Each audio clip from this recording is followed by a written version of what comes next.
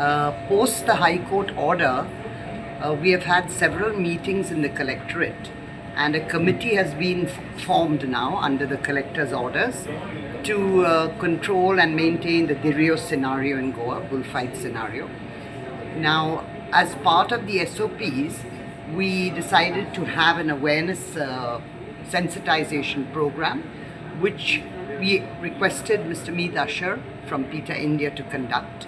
So he's come down specially for this purpose. Collectors of North and South Goa have constituted a special task force, STF, and this special task force is constituted and responsible for dealing with bullfights and bullfight related incidents in North and South Goa.